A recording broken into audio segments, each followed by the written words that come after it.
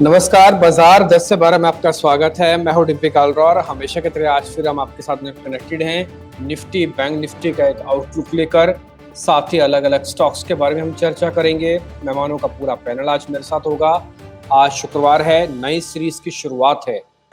आज से आपके पास जो वीकली एक्सपायरी है 1 अक्टूबर वाली मिलेगी। अक्टूबर सीरीज की शुरुआत हुई है और अगर आप सितंबर सीरीज के हिसाब से सोच रहे हैं तो ये सितंबर सीरीज के हिसाब से ये सीरीज खराब रही।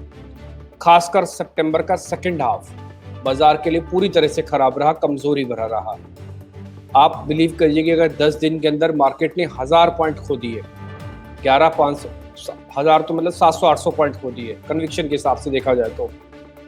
क्योंकि 11,500 पे हम जहाँ पे रुके 550-600 पे आके रुके और वहां से हमने 10,800 कल टेस्ट कर दिया, एक ही दिन में टेस्ट कर दिया। कल भी 10,800 टेस्ट कर दिया।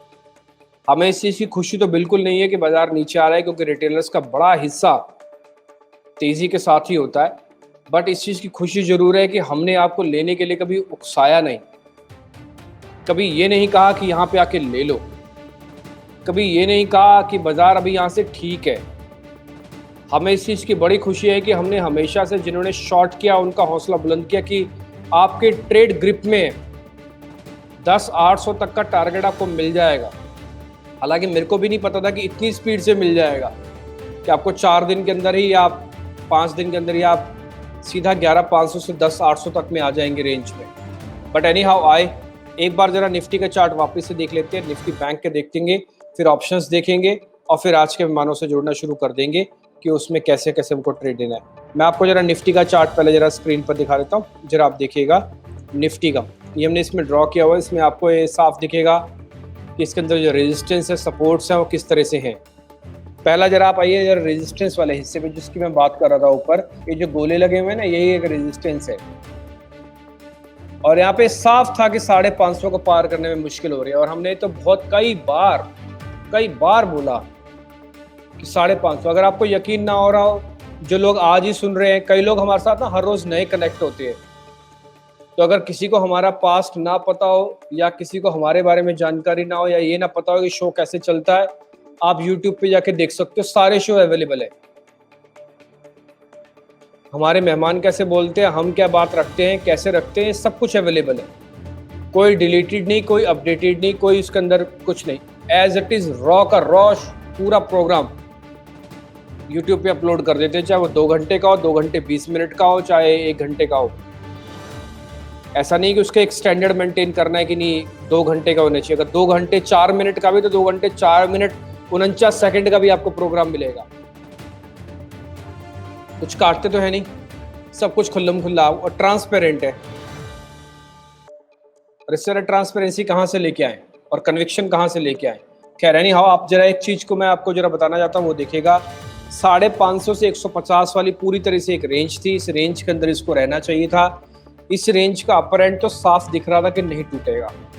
फिर क्या किया हमने, शॉर्ट करने पे अपने बल दिया। हमने ये कहा कि 350 भी टूट जाएगा, 350 भी टूटा। फिर ये कहा कि 150 का इसका सपोर्ट है, ये टेस्ट करने के लिए जाएगा। ये मेगा सपोर्ट एरिया है, 150 से लेके 11,090 तक का पूरा सपोर्ट एरिया में 3 सपोर्ट्स थे, 1, 2 एंड 3। ये तीनों सपोर्ट एरिया ब्रेक हुए। उसके बाद में आप देखेंगे वॉल्यूम और प्राइस का जो वीवैम्प एवरेज है, ये भी ब्रेक हुआ। क्या सिर्फ चार्ट से निफ्टी का आंकलन किया जा सकता है? नहीं। क्या सिर्फ डेरिवेटिव के डाटा से निफ्टी का आंकलन किया जा सकता है? बिल्कुल नहीं। मेरा ऐसा मानना है कि कम से कम डेरिवेटिव्स को समझने वाले लोग ये अच्छी तरह से जानते हैं कि अगर उनको चार्ट्स की स्टडी और डेरिवेटिव डाटा की स्टडी अच्छे से आती है, वो कर पाते हैं, तो बहुत अच्छे से चीज़ों को बता पाएंगे। और डेरिवेटिव का मैंने अपनी एक्सपीरियंस, अपनी जर्नी से सीखा है कि कम से कम 3 या 4 दिन का आपका बैकलॉग आपके माइंड में होना चाहिए। अब आपको मैं बता सकता हूँ कि सितंबर वाली कॉल्स जो कल एक्सपायर हुई हैं, वो किसी भी सॉफ्टवेयर में आपको नहीं मिलेंगी, क्योंकि सभी हटा देते हैं। आपको पता होना चाहिए था कि कैसे कल कॉल राइटिंग हुई है और कल कैसे पुट्स फिर से तेजी से चली है। सेकेंड हाफ में पुट्स की जो कीमत है वो 3-3 गुना 4-4 गुना हुई है। 20-20 रुपए वाली पुट कल 150-150 रुपए में हो गई। हम तो कार्यक्रम में नहीं थे आपके साथ, अगर शायद होते तो जरूर आपको कोई ना कोई पुट पे प्लस करवा ही देते। चलिए ये सब तो चीज़ें अलग थी, लेकिन कल ये जो लेवल्स टूटे ये डैमेज कर गया। डैमेज करते समय आपके पास जो एक टारगेट होता है इमीडिएट, जो आप बहुत रिसर्च करके निकालते हैं, वो होता है 10,800 निकला हुआ है। कल हमने 10,800 को टेस्ट कर दिया। अब मेरा काम ये नहीं है कि बाजार के अंदर और कितनी गिरावट आएगी मैं इसको भांपूं। मैं पहले ये देखना चाहता हूँ कि ये बाजार यहाँ पे सपोर्ट लेगा नहीं लेगा, इसलिए मैंने रेजिस्टेंस नहीं लगाया, मैंने सपोर्ट एरियाज लगा दिए। आप पहले सपोर्ट एरियाज देखा कीजिएगा, आपको सपोर्ट एरिया दिखेगा इस समय, वो मैं दिखा देता हूँ सपोर्ट एरिया क्या। कल डॉट इसी लेवल पे 10,800 पे हमको क्लोजिंग मिली और यहीं से आज फिर से गैप मिल गया, 900 पे आ गए। क्या बाजार ठीक हो गया? नहीं, बाजार ठीक वीक नहीं हुआ, लेकिन हाँ बाजार सपोर्ट लेने हो सकता है। इससे पहले तक हमने तेजी वालों को बचाया कि आप मार्केट में मत आओ, अब मैं बोलूंगा कि मंदी वालों अभी आप मार्केट में मत आओ। ये मंदी करने का सबसे फेवरेबल एरिया नहीं है, ऊपर आने तो देखेंगे। मैं ये नहीं कह रहा हूं कि शॉर्ट करना है, मैंने कहा देखेंगे, देखते हैं। अभी तो डाटा बना नहीं, अभी तो अक्टूबर सीरीज की शुरुआत है, आज तो पहला दिन है और हफ्ते के हिसाब से आखिरी दिन है। तो एक बार ये सपोर्ट एरियाज हमारे पास हैं जो कि 10,800 है, और फिर दूसरा सपोर्ट एरिया है 10,640 का, 650 या 640 जैसे भी आप इसको कैलकुलेट करना चाहो। ये टिपिकली सारे सपोर्ट एरिया का बैंड है, इसके अंदर टूट भी सकता है और ये सपोर्ट एरिया भी ले सकता है। तो क्या रिस्क रिवॉर्ड शॉर्ट करने वालों के फेवर में है? नहीं। वो मैं इसलिए नहीं कह रहा कि ऊपर से टूट के ज्यादा आ गया बाजार इसलिए आपके फेवर में नहीं है, वो इसलिए क्योंकि यहाँ पे आके इसका एक सपोर्ट एरिया जो अच्छा सपोर्ट एरिया है, और मेरे को ऐसा लगता है कि सपोर्ट एरिया को शायद थोड़ा रिस्पेक्ट भी कर सकता है, तो इसलिए मैं थोड़ा सा शॉर्ट के फेवर में नहीं, 2-4 दिन निकलने देते हैं, बाजार को भी थोड़ा साइलेंट होने देते हैं।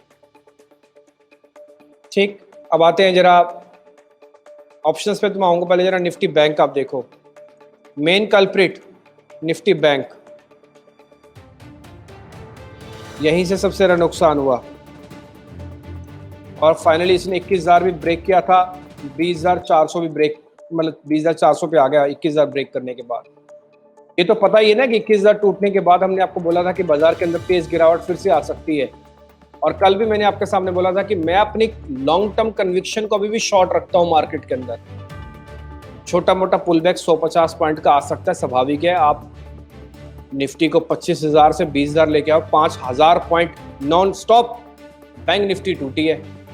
एथिकली देखा जाए तो 25,000 से अगर आप 5,000 पॉइंट मानोगे तो आप 20% इंडेक्स करेक्ट कर चुके हो एथिकली, अगर वैसे आप कैलकुलेशन पे आ जाओ तो। और 20% किसी भी इंडेक्स का टूटना, किसी भी देश के बाजार का टूटना, उसको कल लोगों ने बोला कि ब्लड बाथ है। मेरा तो मानना है ब्लड बाथ पहले से शुरू हो चुका था, ये तो सिर्फ उसका कंफर्मेशन होना था। कल आपको सर्टिफिकेट मिल गया कि जी ब्लड बाथ है। कल काफ़ी सारे लोगों की हेडलाइंस थी, काफ़ी सारे लोगों ने मेरे को बोला कि सेंसेक्स के अंदर तो 1000 पॉइंट से ज़्यादा की गिरावट है कि दिन के अंदर, तो इसकी रूपरेखा तो बहुत पहले बनी हुई थी। खैर नहीं हो, अब आगे क्या बात करते हैं, पास्ट में क्या बार बार जाके अपने बारे में बोलें और बताएं और आपके सामने बात रखें। अब क्या करना चाहिए सर, ये बताओ आप, छोड़ दो पुराना, अब क्या करना चाहिए। मेरे को लग रहा है आज फर्स्ट डे है अक्टूबर सीरीज का।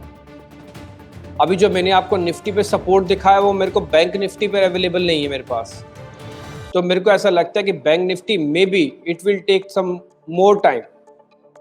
ये अभी भी 300-400 पॉइंट की गुंजाइश मेरे को लगती है बैंक निफ्टी में, तो जस्ट वेट एंड वॉच। आज का दिन छोड़ने में ही समझदारी है मेरे को लग रहा है। एक दिन आज का दिन छोड़ देते हैं, थोड़ा और डाटा हो जाए तैयार, क्योंकि एक्सटेंसिव फॉल के बाद अगर आप शॉर्ट यहाँ पे करते हैं तो मेरे को लगता है ऐसा नहीं कि आपको पैसे नहीं मिल सकते, पैसे तो कल भी जिन्होंने शॉर्ट किया उनको भी मिले हैं। कल अगर निफ्टी आप गिरोगे तो आपने 300-400-500 पॉइंट बैंक निफ्टी में कमाया होगा, लेकिन इससे पहले भी तो निफ्टी 4,000 पॉइंट टूट चुका था। तो कल जिनकी कन्विक्शन थी शॉर्ट की क्या गलत थी? नहीं, बिल्कुल ठीक थी। और मैं बोल सकता हूं आज भी मार्केट में डैमेज कंट्रोल नहीं हुआ, लेकिन फिर भी शॉर्ट करने वालों को अब थोड़ा सा एक बार रुक देना चाहिए, क्योंकि तो सीरीज खत्म हुई है, एक बड़ा हिस्सा ट्रांसफर होकर नई सीरीज में आया है। देखते हैं अभी क्या होता है। ऑप्शंस का मैं डाटा जल्दी से शेयर कर देता हूं, क्योंकि रोहित शिंगरे इस बीच मेरे साथ जुड़ चुके हैं, फिर वो आपके सवालों के जवाब देंगे। इंडेक्स के अंदर जैसे हम आपके सामने बात करते हैं वो आपको दिख ही रहा होगा। अब मैं जरा ऑप्शंस आपके सामने दिखाता हूँ। अच्छा, एक और चीज़, हमारे एक मेहमान अभी हमसे ये कह रहे हैं, उन्होंने एक पॉइंट लिखा है कि दोस्तों डिम्पी सर की मेहनत और ऑनेस्टी के लिए क्लिक कर दो। मैं मेहनत का तो एक बार फिर भी सोच सकता हूं कि मेरे से ज्यादा मेहनत करने वाले दसों लोग और अवेलेबल हैं मार्केट के अंदर, लेकिन ऑनेस्टी का मैं क्रेडिट ले सकता हूं। मेहनत करने वाले मेरे से कई ज्यादा लोग हैं। 16 घंटे तो बताते हैं, देश के प्रधानमंत्री भी मेहनत करते, मैं नहीं करता 16 घंटे। और भी कई ऐसे हैं अलग अलग चैनल के मुखिया जो कहते हैं उनको नींद नहीं आती है रात को, तो वो उनका मेहनत का हिस्सा हो सकता है, मेरी वो मेहनत वैसी वाली मेहनत नहीं है। हाँ, लेकिन मैं ऑनेस्टी के तौर पर मैं जरूर कह सकता हूँ कि खुल्लम खुल्ला आपके सामने बोल रहे हैं, ट्रोल कर सकते हो, गाली दे सकते हो, आके दफ्तर में तोड़फोड़ कर सकते हो, सब कुछ कर सकते हो।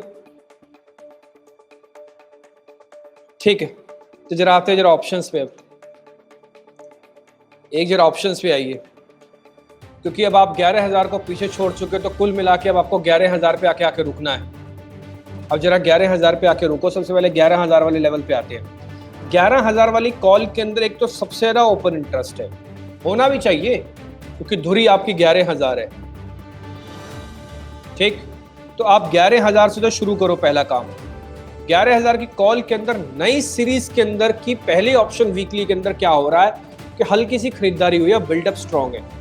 ये मेरा पहला पॉइंट है कि मेरे को लगता है कि शॉर्ट वालों को अब रुक जाना चाहिए 1 मिनट के लिए।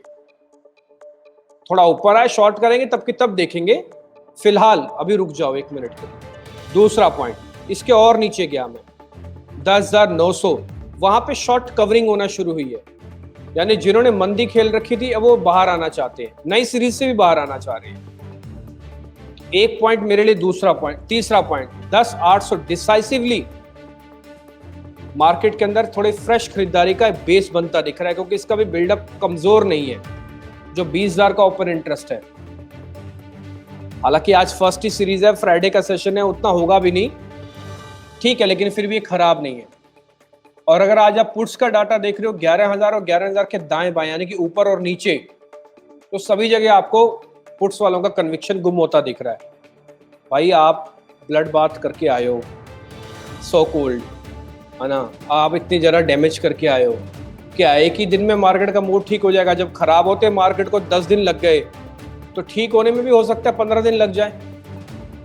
तो आज के बेसिस पर ना ये फैसला लिया जा सकता है कि बाजार की दशा ठीक हो गई है, ना ये फैसला लिया जा सकता है कि बहुत तेजी से खरीदारी की जाए। मेरे को लग रहा है कि बाजार को पकने का समय होना चाहिए, और पकने के लिए आज का दिन छोड़ देना चाहिए। नेक्स्ट, तो निफ्टी बैंक आपने देख ही लिया। निफ्टी बैंक का भी वैसे तो ऑलमोस्ट एक सपोर्ट एरिया शुरू हो रहा है। अच्छा, वो कहाँ है, मैं वो जरा वो भी दिखा देता हूँ आपको। निफ्टी का तो मैंने दिखाई दिया था। अगर मैं इसको टिपिकली एक 20,000 को वापस एक सपोर्ट एरिया अपना मानता हूँ, मैं जरा स्क्रीन को भी शेयर कर देता हूँ ताकि आप देख पाएंगे। ऑप्शन अभी देख रहे थे आप, अब जरा वापस से मैं आपको स्क्रीन को शेयर करता हूँ, जरा देखिएगा। फिर उसका रोहित शिंगरे हमारे साथ जुड़ चुके हैं, एक बार वो भी अपना व्यू रख देंगे। ये आ गया 20,000 के आसपास का। अगर आप फिर से एक सपोर्ट मानते हो बैंक निफ्टी का, तो ये भी हो सकता है। बट यहाँ पे आके मेरे से अगर आप पूछोगे तो भाई मेरे पास तो कम से कम शॉर्ट करने का हिम्मत नहीं है। हाँ, हिम्मत है तो थोड़ा ऊपर आके मैं करूंगा। मैं अपने कन्विक्शन को चेंज नहीं कर रहा अभी भी, ध्यान रखिएगा मेरे एक शब्द पे गौर कीजिएगा। मैं कन्विक्शन विक्शन अपनी कोई चेंज नहीं कर रहा, बट ये मैं मान रहा हूँ कि भाई ठीक है, चलो शायद अभी मेरे को शॉर्ट करना मेरे लिए उतना फेवरेबल नहीं होगा।